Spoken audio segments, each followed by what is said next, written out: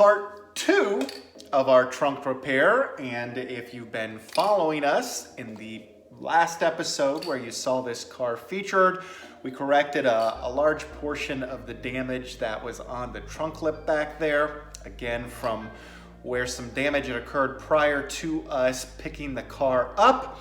We got the damage corrected, we got the damage filled, we got the area primed, and in today's episode we are going to lay down some base coat and some clear.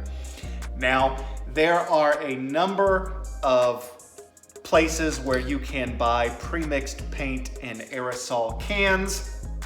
I am going to be quite honest, we are not using an exact match. We are using a very, very, very close match, and I say that because I have used this paint to touch up some small paint chips on this car, and the color was so close that the difference was negligible. If you have a titanium silver car like this, this is Duplicolor, perfect match. It is code BTY1602, and this is the color we are going to use on this particular car. Now we have got to get the area taped off, and then we are going to start laying down some very light coats of this, allowing it to dry in between, and then laying down some more base coat. So let's get cracking.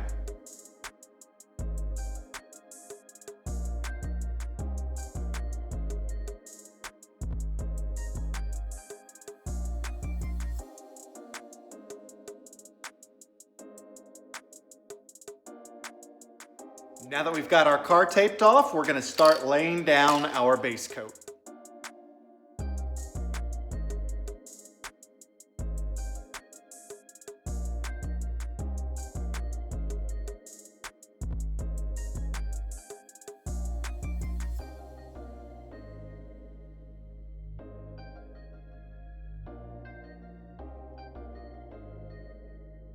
So we've got our first coat of base on, and we are waiting for that to currently dry.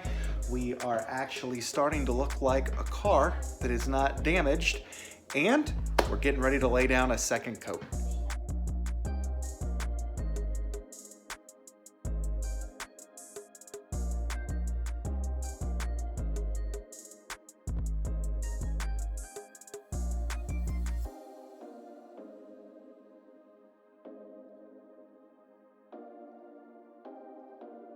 We've had an appropriate amount of time for our base coat to set up, so we are back.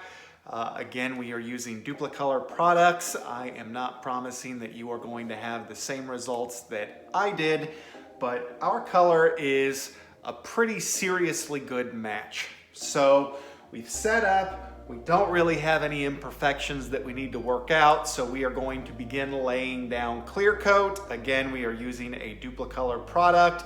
This is BCL0125, and we're gonna get going.